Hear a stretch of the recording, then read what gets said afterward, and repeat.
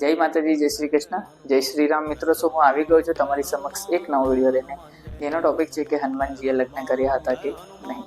આપણે સૌ જાણીએ છીએ કે હનુમાનજી બાલ બ્રહ્મચારી હતા, તેમને લગ્ન ન હતા કર્યા. પરંતુ મિત્રો, આ અડધું સત્ય છે. શાસ્ત્રોમાં ઉલ્લેખ છે કે તેમના લગ્ન થયા હતા.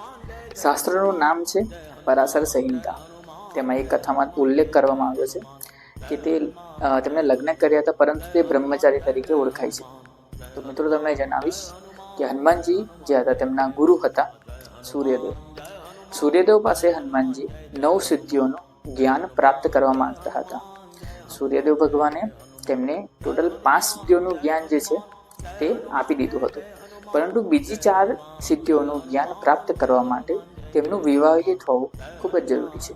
તો ત્યારબાદ સૂર્યદેવ તેમને સલાહ આપે છે લગ્ન કરવા માટે, પરંતુ હનુમાનજી લગ્ન માટે રાજી થતા નથી.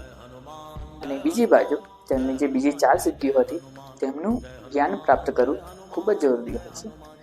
ત્યારબાદ સૂર્યદેવ તેમને કહે છે કે મારી પુત્રી છે સુર્વચલા, તે ખૂબ જ તપસ્વી અને તેજસ્વી છે, અને તે લગ્ન બાદ પુનઃ તપસ્યામાં લીન થઈ જશે, અને તમે જે 4 સિદ્ધિઓનું જ્ઞાન છે તે પ્રાપ્ત કરી શકો છો.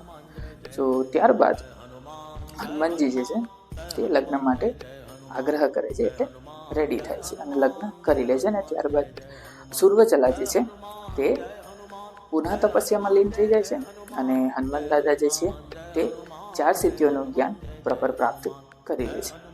અને બીજું પણ નહીં મિત્રો, આંધ્રપ્રદેશના ખમમ જિલ્લાની અંદર સુર્વચલા અને હનુમાનજીનું મંદિર પણ છે, જેની માન્યતા એ પણ છે કે જે પણ જોડું ત્યાં દર્શન માટે જાય છે તેમનું જીવન ખૂબ જ સરળ અને સારી રીતે આગળ વધે છે અને ગુજરે પણ છે. મિત્રો, આ હતો આજનો વિડીયો.